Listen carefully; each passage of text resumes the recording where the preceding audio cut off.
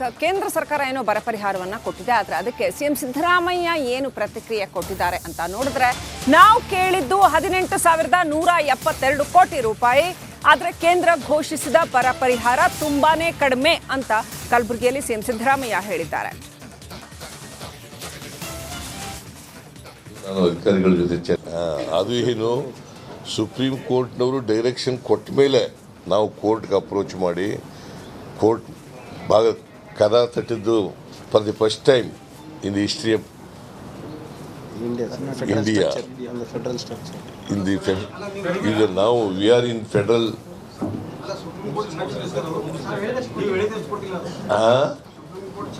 ಇಲ್ಲ, ಸುಪ್ರೀಂ ಕೋರ್ಟ್ನವರೆಲ್ಲ ಇದು ಹೇಳಿರೋದು, ಸುಪ್ರೀಂ ಕೋರ್ಟ್ನವರೆಲ್ಲ ಹೇಳಿರೋದು. ಅವರು ಇತ್ಯರ್ಥ ಮಾಡಿ ಜಲ್ದಿ ಅಂತ ಹೇಳಿದರು.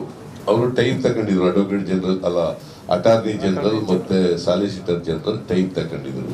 ಇದು ಕೇಂದ್ರ ಸರ್ಕಾರ ತೀರ್ಮಾನ ಮಾಡಿರೋದು, ಸುಪ್ರೀಂ ಕೋರ್ಟ್ ಹೇಳಿ ತೀರ್ಮಾನ ಮಾಡಿರೋದಲ್ಲ, ಕೇಂದ್ರ ಸರ್ಕಾರ ತೀರ್ಮಾನ ಮಾಡಿರೋದು. ಇದು ಬಹಳ ಕಡಿಮೆ. ನಾವು 18,172 ಕೋಟಿ ಕೇಳಿದ್ರೆ ಅವರು 3,464 ಕೋಟಿ ಕೊಟ್ಟಿದ್ದಾರೆ. ದಿಸ್ ಇಸ್ ವೆರಿ ಬಹಳ ಕಡಿಮೆ. ಇದು ನಾನು ಅಧಿಕಾರಿಗಳ ಜೊತೆ ಚರ್ಚೆ ಮಾಡಿ ನೋಡೋಣ ಮುಂದೆ. ಕೇಂದ್ರ ಸರ್ಕಾರ ಏನೋ ಬರ ಪರಿಹಾರವನ್ನ ಕೊಟ್ಟಿದೆ. ಆದರೆ ಅದಕ್ಕೆ ಸಿಎಂ ಸಿದ್ದರಾಮಯ್ಯ ಏನು ಪ್ರತಿಕ್ರಿಯೆ ಕೊಟ್ಟಿದ್ದಾರೆ ಅಂತ ನೋಡಿದ್ರೆ, ನಾವು ಕೇಳಿದ್ದು 18,172 ಕೋಟಿ ರೂಪಾಯಿ. ಆದರೆ ಕೇಂದ್ರ ಘೋಷಿಸಿದ ಬರ ಪರಿಹಾರ ತುಂಬಾನೇ ಕಡಿಮೆ ಅಂತ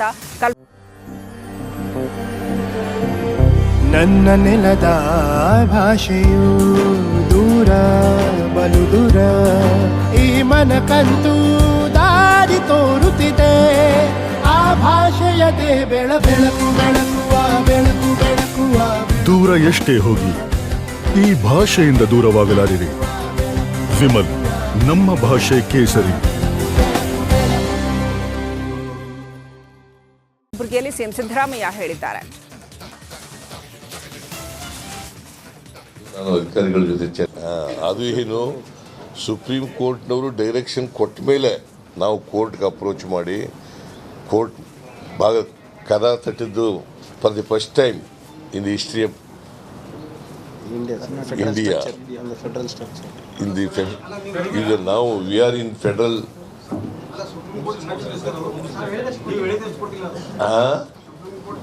ಇಲ್ಲ, ಸುಪ್ರೀಂ ಕೋರ್ಟ್ನವರೆಲ್ಲ ಇದು ಹೇಳಿರೋದು, ಸುಪ್ರೀಂ ಕೋರ್ಟ್ನವರೆಲ್ಲ ಹೇಳಿರೋದು. ಅವರು ಇತ್ಯರ್ಥ ಮಾಡಿ ಜಲ್ದಿ ಅಂತ ಹೇಳಿದರು.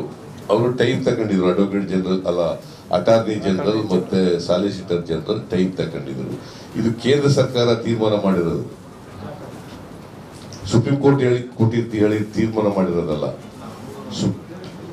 ಕೇಂದ್ರ ಸರ್ಕಾರ ತೀರ್ಮಾನ ಮಾಡಿರೋದು. ಇದು ಬಹಳ ಕಡಿಮೆ. ನಾವು 18,172 ಕೋಟಿ ಕೇಳಿದ್ರೆ ಅವರು 3,464 ಕೋಟಿ ಕೊಟ್ಟಿದ್ದಾರೆ. ದಿಸ್ ಇಸ್ ವೆರಿ ಬಹಳ ಕಡಿಮೆ. ಇದು ನಾನು ಅಧಿಕಾರಿಗಳ ಜೊತೆ ಚರ್ಚೆ ಮಾಡಿ ನೋಡೋಣ ಮುಂದೆ.